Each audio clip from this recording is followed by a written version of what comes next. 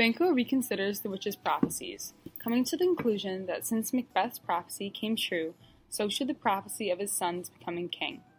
Macbeth and Lady Macbeth show up to the palace and welcome Banquo to the dinner banquet that they were hosting later that night. Banquo tells Macbeth of his plans on being there, but is first going riding with his son Fleance. Lady Macbeth and Banquo both leave, and Macbeth's servants notify him that two men are there to see Macbeth. They are the murderers Macbeth has hired. The servant leaves to go get the two men, and Macbeth begins a soliloquy. He explains his fear of Banquo and the prophecy that he had been given by the witches. For Banquo's issue have I filled my mind, for them the gracious Duncan have I murdered, put rancors in the vessel of my peace, only for them and my eternal jewel. Given to the common enemy of man, to make them kings, the seed of Banquo, king. Macbeth is expressing his anger of realization that all he had worked for to be king was for Banquo and his sons, since the prophecy was that there will be a long line of Banquo's sons. The murderers enter. Macbeth convinces the murderers to go after Banquo by using the same method Lady Macbeth used on him, so he would kill Duncan.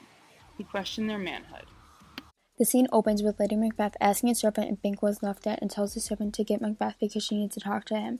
When the servant leaves to get Macbeth, she says to herself, "Not sad, all spent, where our desire is gone with content. 'Tis safer to be that which we destroy, than by destruction deed well and doubtful joy." In other words, she's saying, if you get what you want and you're still not happy, it was worthless because you gain nothing.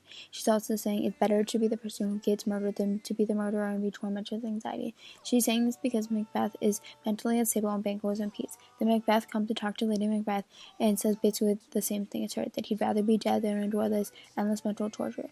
Macbeth then tells Lady Macbeth to give Banquo special attention and to look at him and talk to him in a way that will flatter him, to hide their true feelings. In other words, fair is foul and foul is fair.